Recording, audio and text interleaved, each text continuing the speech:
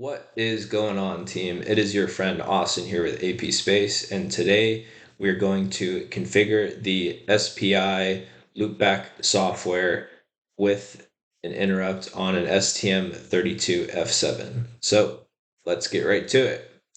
To begin, we go to our Cube MX software and we save the project by going to File, Save Project As, to any folder you would like. And then we edit our tool chain/IDE to MDK arm. We set our clock to 216 megahertz. And then we go to sys, JTAG 5 pins. We go to SPI1, and then we go to full duplex slave, and then we enable the hardware input signal. The data size is 8 bits, and then the rest of the settings are default, and then we enable PB15 as a GPIO output. We then go to SPI2, and then we select full duplex master.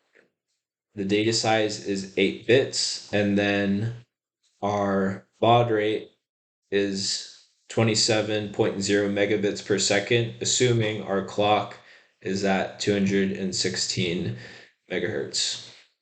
So those settings seem to be correct.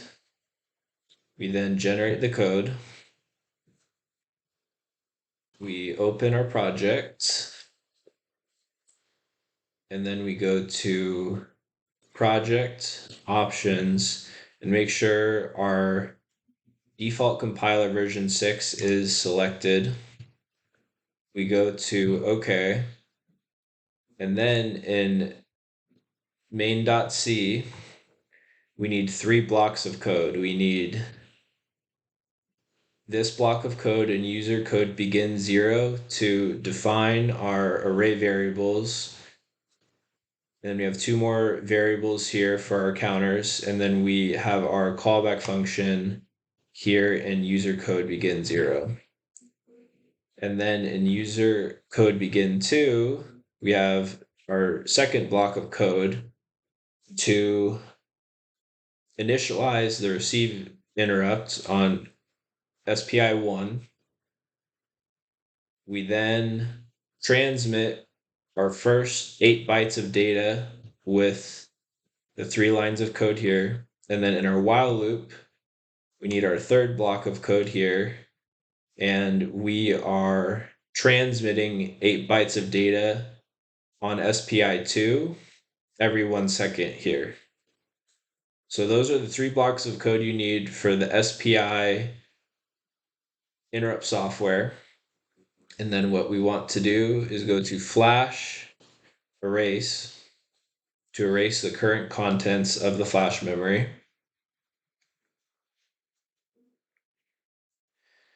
And then we go to rebuild, we go to download, we go to debug, we go to reset.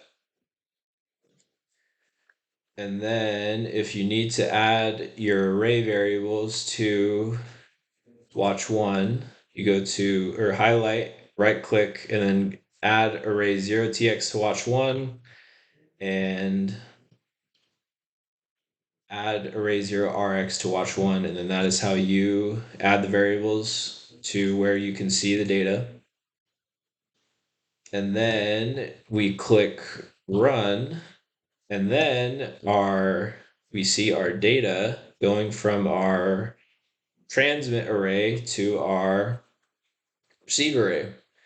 And now if you want to see why Keela IDE is a very powerful software tool, we can also type in the memory address, and we can see exactly where the data is going within memory.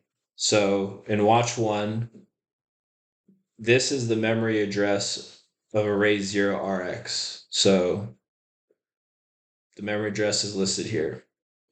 We type that into address, and we see the memory address, and we see exactly where all the data is going. And this is what makes QIDE an extremely powerful software tool, because you have complete control of seeing where the data is going in your microcontroller and exactly where the data is going. The other